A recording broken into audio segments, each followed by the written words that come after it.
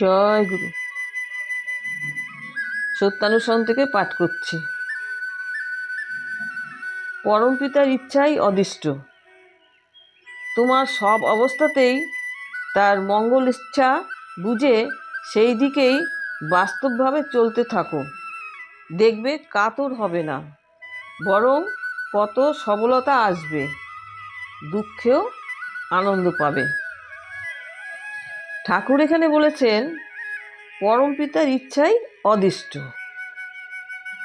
তাহলে আমরা যখন ঠাকুর আমাদের যেভাবে চলতে বলেন আমরা যেন সেইভাবে যেন আমরা চলতে পারি, বা যা যাভাবে আমাদের নির্দেশ করবেন সেই মতো করে যেন আমরা নির্দ্বিধায়, কোনো রকম সন্দেহ রাখবো না, কোনো দ্বিধাদ্বন্দ্ব রাখবো না, নির্দ্বিধায় যেন আমরা সেটা পালন করতে পারি বা সুন্দরভাবে যেন আমরা সেটা পালন করতে পারি। তবেই কিন্তু আমরা ঠাকুরের অস্তিত্বকে তত্ত্বভাবে জানতে পারব।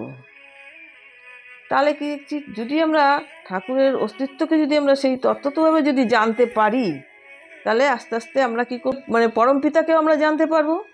তাহলে পরম পিতাকে যখন আমরা জানতে পারবো, তখন সেই পরম পিতাকে জানতে পারলেই কিন্তু আমাদের দেখা যাবে যে সেই যে আমাদের অদিষ্ট, তখন দেখা যাবে যে দিষ্ট হয়ে গেছে। না, কারণ আমরা ঠাকুরকেই তো আমরা সেই মনে প্রাণে সেই মতো ঠাকুর যেভাবে চলতে বলছে, যেভাবে নির্দেশ দিয়েছেন সেইভাবেই যেহেতু আমরা চলেছি, সেহেতু আমরা ঠাকুরের পথেই আমরা এগিয়ে চলেছি। সুতরাং আমাদের সেই অদিষ্ট আমাদের তখন দিষ্ট হয়ে যাবে। যখনই আমাদের অদিষ্ট দিষ্ট হয়ে যাচ্ছে, তখনই কিন্তু আমরা বুঝতে পারবো আমাদের ঠিকভাবে আমরা সফলের দিকে এগোচ্ছি। আর সফলের দিকে যখন আমরা এগোচ্ছি, তখন কিন্তু আমরা দুঃখ এবং আনন্দকে কোনো রকমভাবে আলাদাভাবে অনুভব করতে আমাদের হবে না, বা অনুভূতি আমাদের আসবে। দুঃখ বা আনন্দের কোনো আলাদা অনুভূতি আমাদের থাকবে না। তাহলে আমরা কি করছি, তাহলে তো আমাদের সেই অদিষ্টই আমাদের নিয়ে আমাদের কোনো চিন্তা ভাবনা রইল না।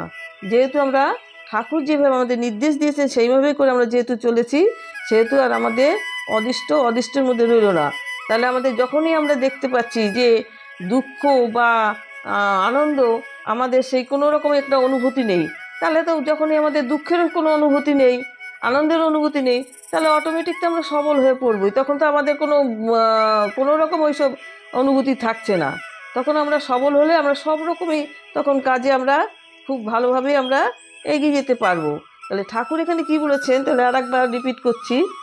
পরম পিতার ইচ্ছাই অদিষ্ট। তোমার সব অবস্থাতেই তার মঙ্গল ইচ্ছা বুঝে সেই দিকেই বাস্তবভাবে চলতে থাকো। তাহলে ঠাকুরকে নিয়েই আমরা যদি সেই মতো করে যদি আমরা চলতে পারি, তার নির্দেশ মতো যদি চলতে পারি, দেখবে কাতর হবে না। তাহলে আমাদের যদি আমরা দুঃখ এবং আনন্দ কোনোটাই যদি আমাদের অনুভূতিতে না থাকে, তাহলে আমাদের কাতর হওয়ার তো কোনো প্রশ্নই আসে না, বরং কত সবলতা আসবে, দুঃখেও আনন্দ পাবে। তাহলে আমরা তখন আমাদের দুঃখ থাকলেও আমরা যেহেতু আমরা দুঃখটাকে বুঝতে পারবো না, তখন দেখবো দুঃখেও আমরা সেই আনন্দ অনুভব করতে পারছি।